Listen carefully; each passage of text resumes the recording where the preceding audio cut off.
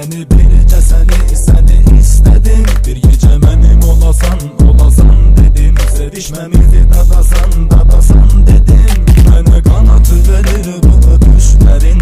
Alır məndən alır gizli sirlərin. Əllərin titrədir bədənimi. Canımı okşayanda canım əllərin. Bir özgə dünyamız var bizim. Bu dünya eşqimizə dar bizim. Nə suyuq nə buran nə də qar bizim. Dünyamızda bircə bahar bizim. Unut hər şeyi, bircə sevgi əyləncə. Nə gözəl səninlə, nə gözəl bir gecə.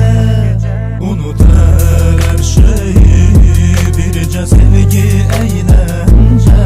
Nə gözəl səninlə, nə gözəl bir gecə. Gecəmiz tərtəmiz, dünyamız bizimdir. Bu çağlayan eşqimiz dərinlərdən dərindir. Ürəyim, bu bədənim, hər şeyim sənindir. Səninlə hər an mənə şirinlərdən dindir. Şirinlərdən şirindir.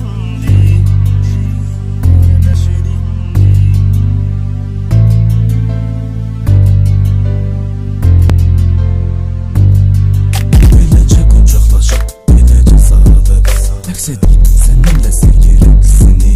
Gönlüm sənlə sevinib, tək səninlə açılıb. Duyub qəlbin səsini, eşitdi nəfəsini. Sev varlığınla, istə sev məni. Gör bir nə qədər gərəkdir canıma. De kim sevişə bilər ki bizim kimi. Sultanlarım nə gözəl duyğu bəxş edib insana. Biz bir-birimiz üçün bir-birimizlə seçilib, bircə aləmə qatılıb. Sevdib sevilir, çəkilir göylərlə sanki sevgi çələngi. Bu gecə göylər ulduzlarla bizim üçün bəzənir. Bizim üçün bəzənir. Unut hər şeyi, bircə sevgi əyləncə. Nə gözəl səninlə, nə gözəl bir gecə. Unut hər şeyi, bircə sevgi əyləncə. Nə gözəl səninlə, nə gözəl bir gecə. Gecəmiz tərtəmiz, dünyamız bizimdir. Bu çağlayan eşqimiz dərinlərdən dərindir.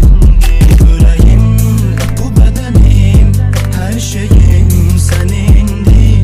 Səninlə hər an mənə şirinlərdən şirindir. Gecəmiz tərtəmiz, dünyamız bizimdir.